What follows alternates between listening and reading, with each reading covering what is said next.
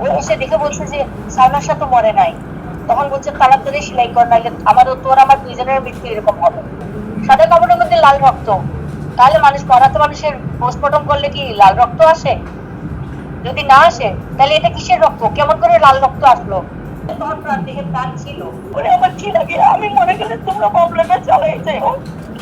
আচ্ছা, আপনারা সুরত হলে যে মানে ময়নাতদন্তের যে রিপোর্টটা পেয়েছিলেন কিনা, সেখানে কি কি উল্লেখ করা আছে? আপনারা কি দেখেছেন?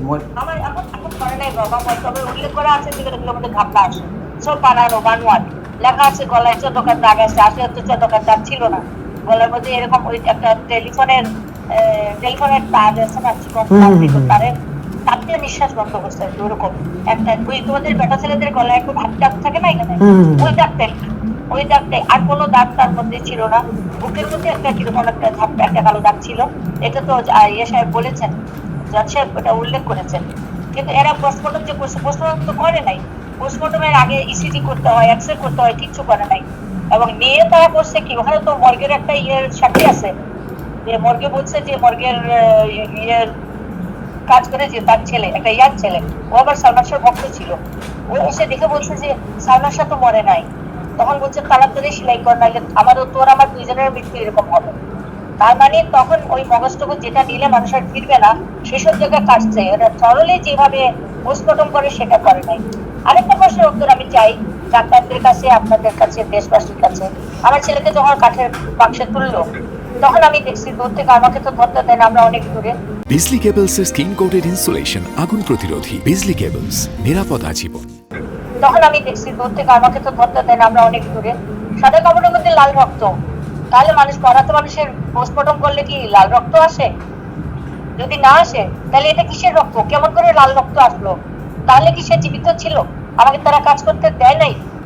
তারা কেড়ে নিয়ে তো মর্গের ওখানে বারান্দায় লক করে রেখে দিল আমাকে আর ইমনকে। তাহলে কি আমার সাথে কেউ ছিল? তাহলে কি এমন কিছু ঘটেছে যে সালমান শাহকে যখন আসলে মর্গে নেওয়া হয় তখনও তিনি বেঁচে ছিলেন, এই ধরনের কোনো কিছু? আমার মনে হয় তখন প্রাণ দেহে প্রাণ ছিল, কারণ হাতের মধ্যে পালস দিয়ে বড় না, ওরা মেডিকেল চেক করে নেয়, তারা মেডিকেলকে হলি ফ্যামিলিকে আগে ইনফর্ম করে রাখছে। আমি আমি তো রাজনীতি করি, আমাকে সবাই চিনি, অনেক সম্মানিত, অনেক ইজ্জত হয়।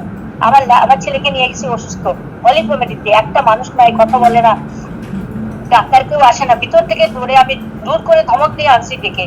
তখন বলতেছে সামনে অ্যাম্বুলেন্স আছে, আপনারা ইয়েতে নিয়ে যান, ঢাকা মেডিকেলে নিয়ে যান, ওনার ট্রিটমেন্ট এখানে হবে না। আমি বলছি কেন হবে না এখানে ট্রিটমেন্ট? বলে এখানে হবে না। বেরিয়ে দেখলাম সত্যি একটা অ্যাম্বুলেন্স দাঁড়ানো, সব কিন্তু প্রি প্ল্যান। আমরা উঠলাম, ইয়েতে নামলাম, কিন্তু ওই অ্যাম্বুলেন্স পয়সা নিল না তো। আবার বাদল খন্দকারকে জোর করে আনছিলাম, আসতে চায় নাই। হলি ফ্যামিলিতে এসে এসে পালাই গেছে, তাকে আর পাই নাই। পুরো রাস্তা কিন্তু আমি মুখে আমার ছেলের অক্সিজেন দিয়ে গেছি, মুখ দিয়ে নিঃশ্বাস দিয়ে দিয়ে আমার ছেলে যাতে মরে না যায়। তারপরে আমার ছোট ছেলে পায়ের দিকে ধরে পেছনের সিটে বসছিলাম, পায়ের তেল দিয়ে দিয়ে ডলে ডলে পায়ে মাসাজ করে করে নিয়ে গেছি। তা আমরা তো জানি না। তখন ডাক্তার মেডিকেলে যখন গেলাম, ডাক্তার আসে না, আমি স্টেল করতে ধরে টেনে শার্টের মধ্যে মাসি একটা থাপ্পড় দিছি ওকে, যে উঠে আয়, আমার ছেলে মরে যাচ্ছে। হ্যাঁ, উঠে আসছে, একটাই লোক আসছিল ওখানে, ওকে কোনো ডাক্তার নাই, সরে গেছে সব। এসে সে হাত দিল না, একটুখানি তাকাই দেখে বলে উনি তো অনেকক্ষণ আগে মারা গেছে। আমি যে তুমি স্টেল তো লাগিয়ে না কিছু, তুমি কেন জানলে একটু আগে মারা গেছে? বলতেই বললো যে, আমি বললাম যে নিয়ে ওকে নিয়ে চলো আমরা সিএমএইচ এ যাবো আমার হাজবেন্ডকে। বলে না, আপনি তো ওনাকে নিতে পারবেন না, ম্যাজিস্ট্রেটের সার্টিফিকেট লাগবে। এখন দিলই না, আটকে দিল, দিয়ে বাইরে বের করে দিল। আমি একটা চাদর চাইলাম, তাও দিল না। তারপরে আমার ছেলে উপরে, আমি পুরো প্যান্টের ভিতরে হাত ঢুকাই দেখছি পায়খানা পেশাব আছে নাকি, আমার ছেলে বুকের মধ্যে হাত দিচ্ছি, আমি তো আর পাগল। তারপরে আমি আমার ছেলেকে জড়াই ধরে ওখানে শোয়ার মতো পড়ে আসছি। আমার ছেলে হাজবেন্ড চলে গেল ম্যাজিস্ট্রেটের কাছে, ওইটা না দিলে তো তারা দিবে না। অনেক ঘন্টা দিয়ে ছোট ছেলেটা কোথায় আমি পাচ্ছি না। পরে জানলাম যে সে ওই সামিলের বাসায় আসছিল, ইমনের বাসায় এসে বৌড়ে নিতে এসে জিজ্ঞেস করছে ভাবি আমার ভাই পড়লো কেমনে। তখন সে 3-4 জন মহিলা নিয়ে বসে গল্প করতেছিল। তো বলছে আমি জানি না ভাই, আমি জানি না ভাই বলে পায়ে ধরে ধাক্কা দিয়েছে, আমাকে ফালাই দিয়ে ওই যে বলছে তো দরজা খুলে দৌড় দিয়ে পালাই গেল।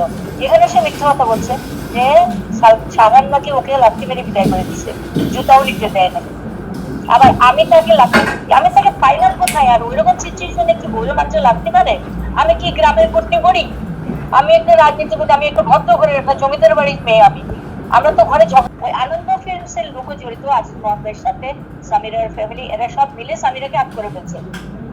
একটা এটা খুন তো বলে, যখন খুন করতে যায় মানুষ তখন পরিবারের কেউকে হাত না করলে তো খুন করা যায় না। সম্ভব না। আচ্ছা, তবে এই যে 4 বছরের ক্যারিয়ারে সালমান শাহ কিন্তু কোনো ধরনের নারী কেলেঙ্কারি বা কোনো ধরনের ব্যাড কোনো আসলে কোনো একজন ভক্ত বা কেউ বলতে পারবে না। সেক্ষেত্রে আসলে এই যে 4 বছর কেন, ওই 4 বছর কেন, মানুষ তো টিনেজে অনেক কিছু করে।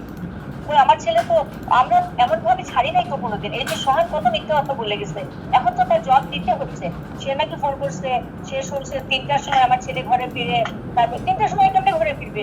আমরা যেখানে টিউশনে দেই, ড্রাইভার নিয়ে আমি নিয়ে নামাই দিতাম, আবার ড্রাইভার নিয়ে আমি নিয়ে আসতাম, নাহলে তার বাবা আনতো, নাহলে ড্রাইভার আনতো, নাহলে নিজে গাড়ি চালিয়ে যেত সেভাবে। তো সে 3টায় আসবে কেমনে? তার মা পলিটিশিয়ান, আমি তো 3টায় আসি নাই কোনোদিন বাসায়। রাতে তো আমি পলিটিক্স করতে কোথাও যাই নাই। গেলে আমার হাজবেন্ড বা আমার ছেলে সালমান শাহ গেছে আমার সাথে নোয়াখালী, অনেক করছে, মিটিং এ গেছে, খুব পছন্দ করতো। সে খুব প্রাউড হইতো যে মানুষ আমাকে ভক্তি করে। বলছিল যে আপনার তোমার মতো যদি পপুলারিটি পাইতাম। আমি বলছিলাম মানুষও তোমার অনেক পপুলারিটি পাবে, দেখো মুখের কথা কি পপুলারিটি, আজকে বিশ্ব তাকে চিনি। আমার বাচ্চার জন্য বিশ্ব, আজকে একটা ছেলে একটা পোস্ট দিছে, মা গো তুমি কেঁদো না, মা গো তুমি দোয়া করো, তোমার জন্য বিশ্ব রেডি আছে। এরপরে আমার কি লাগে, আমি মনে গেলে তোমরা প্রবলেমে চালাই যাই, আমি আর কথা বলতে পারবো না। আল্লাহ হাফিজ। ঠিক আছে।